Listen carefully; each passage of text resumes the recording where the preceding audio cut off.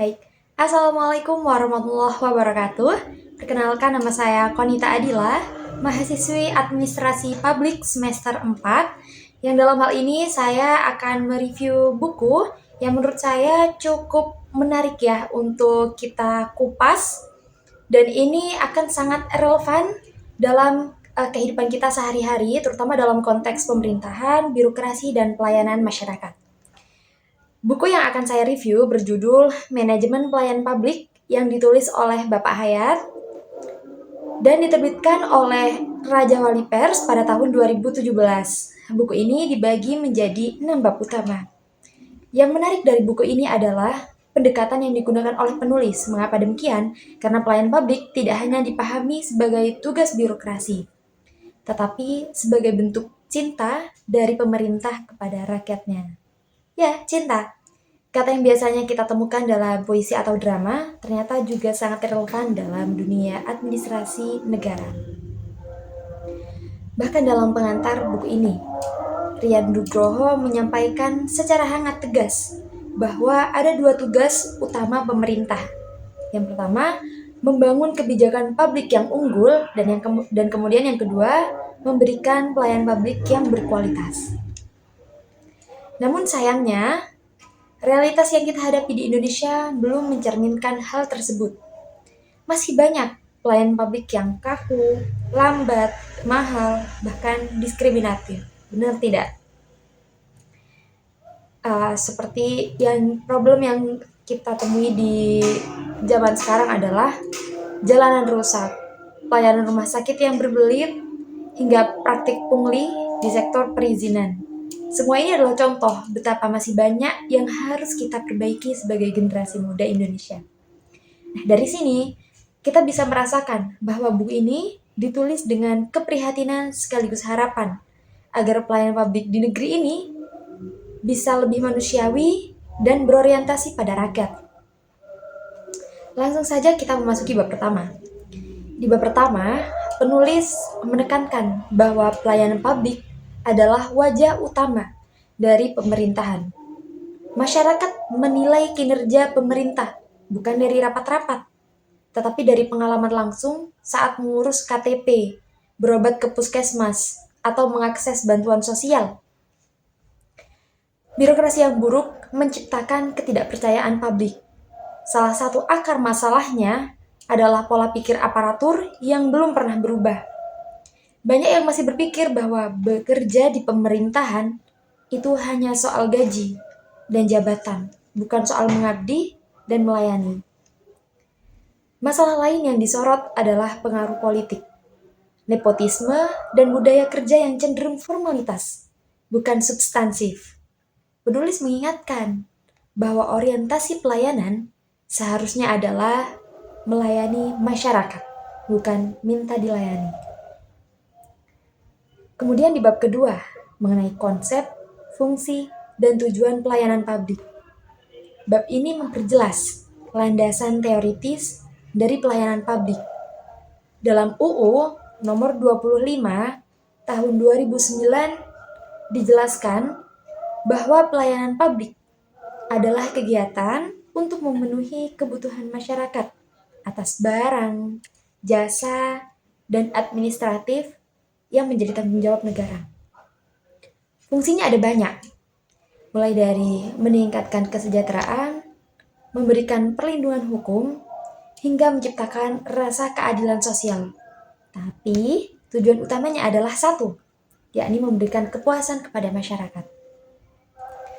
Nah, kepuasan ini bisa diukur dari pelayanan yang cepat, mudah, tepat, ramah, murah, dan manusiawi. Selain itu, pada bab 2 ini juga menekankan pentingnya regulasi yang jelas, sarana yang memadai, sistem informasi yang terbuka, serta evaluasi berkala. Seperti itu, teman-teman. Kemudian di bab 3 tentang kinerja pelayanan publik.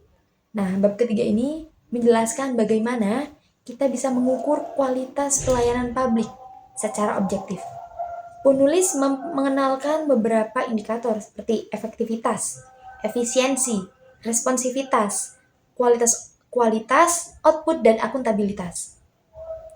Salah satu hal yang menurut saya menarik adalah penjelasan bahwa penilaian kinerja bukan hanya soal bekerja dan juga bukan hanya soal angka, tapi juga soal persepsi publik dan konsistensi sikap aparatur.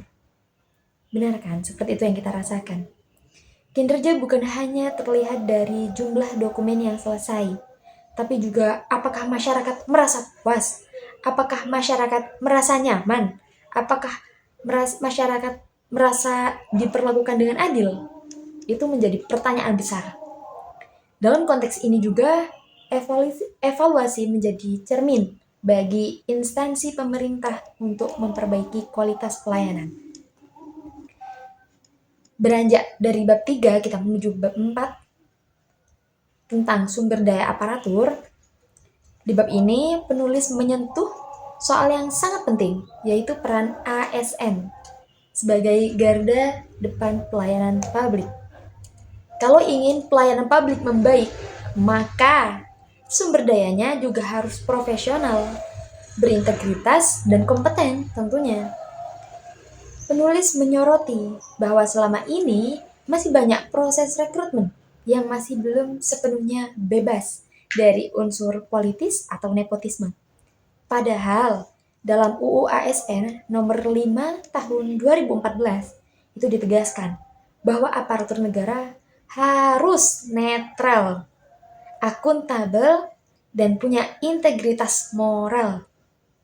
Diperhatikan ya, Bapak-bapak. Selain rekrutmen, penilaian kinerja dan jenjang karir juga harus didasarkan pada prestasi, bukan kedekatan. Kalau ini bisa diterapkan, maka aparatur akan bekerja dengan semangat, bukan sekedar menggugurkan kewajiban. Kemudian di bab kelima, tentang reformasi birokrasi. Nah, pada bab kelima ini sangat penting karena berbicara soal perubahan sistem. Reformasi birokrasi bukan hanya soal merampingkan jumlah PNS, tapi soal apa? Mengubah cara pikir, soal struktur, dan soal kultur birokrasi itu sendiri. Penulis memberikan contoh di Kabupaten Jembrana di Bali yang dia berhasil melakukan reformasi layanan kesehatan dan pendidikan secara menyeluruh.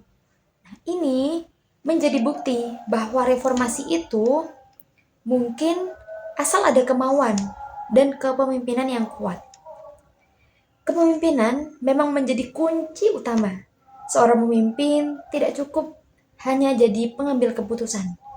Ia juga harus menjadi teladan, inovator, penggerak perubahan, dan juga harus turun ke lapangan.